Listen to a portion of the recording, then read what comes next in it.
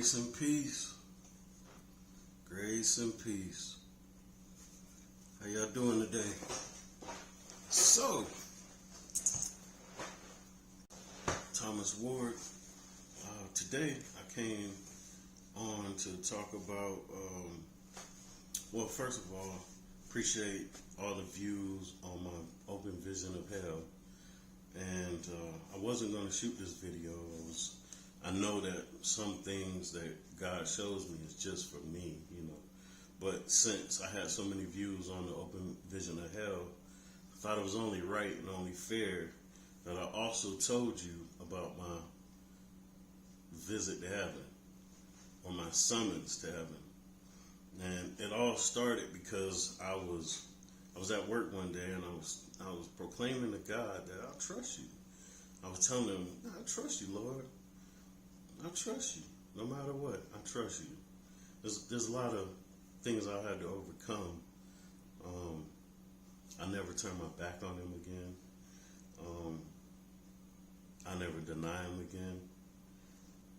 I always trust him. So there's in my walk, there were steps to places that I had to get to. I'll expound upon that later, but so I was at work and I was saying, Lord, I trust you. And when I got off work, I went to the nearest convenience store, and the newspaper read, "Trust is big with me." I was like, whoa, I was kind of blown away by it, but I knew that was a message and that God was speaking through the newspaper, the article, the title of the article. And that night I got home, went to sleep, and you know where the scriptures say, whether in body or out of body, I do not know. It was kind of like that, because I went to bed. I know first I thought it was a dream, but I'll explain. I'll explain why I'm not for sure if it was a dream, because I went to sleep and then I got summoned, and on my way up I passed like almost like a bank, like a government type. It wasn't a whole building. It was just like a door, and it was a black door. And I passed that, and eventually I got to a place in heaven where he sat me down in a chair. And there I experienced seeing far away is seeing close up. Like that's a reality. Like you don't need glasses in heaven. Telepathy is real in heaven. If you don't need to use your lips and your mouth to speak, if you think a thought in your head, he'll answer it in your head. You'll know it inside your mind. Like your mind and his mind are. There's no need for words. It's almost automatic. That was real.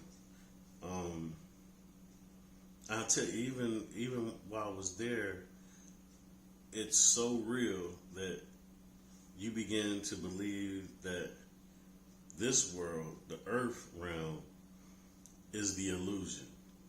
So even though you can't see heaven, once you see heaven, you begin to realize, oh, wow, this is just this ain't the real thing. This was made up for whatever purpose he made it, so that we can be on probation, tried and tested to actually make it to heaven, so to speak.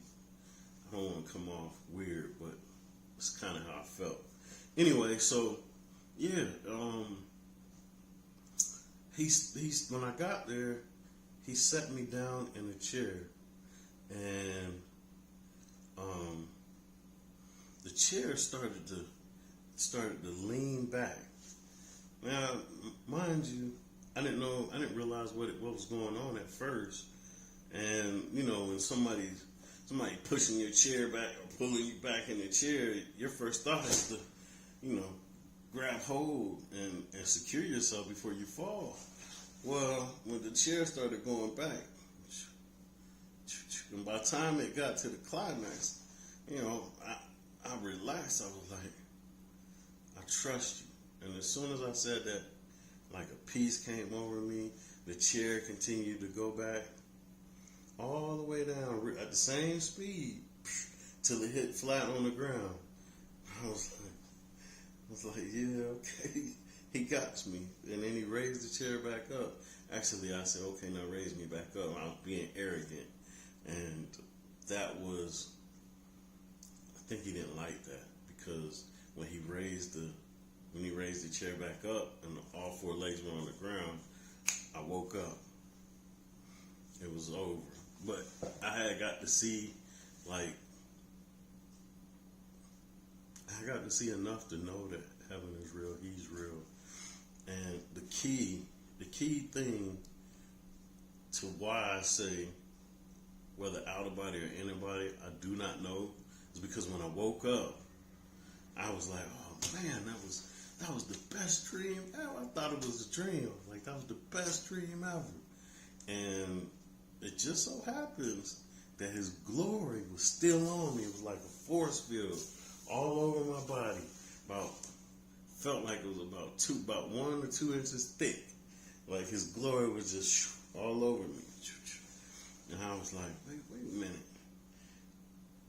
How can it be a dream if I'm feeling like, in reality, I'm feeling this glory on me? So that's why we say, whether in body or out of body, we do not know. Because when you come back, when you wake up back to this world, his presence, his glory is still on you. And that is kind of confusing. Like, you were asleep, you were summoned, and you experienced heaven, but waking up to our reality is so real that it's almost like you're still in heaven, because his glory is still all over you. Another thing about heaven, there was no sun.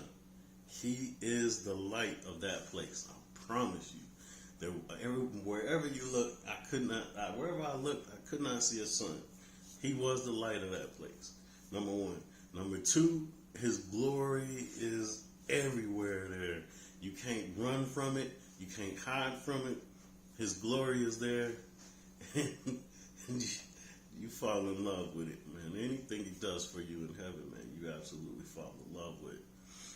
Okay? Well, I wish you all abundant life. I'm praying for your salvation.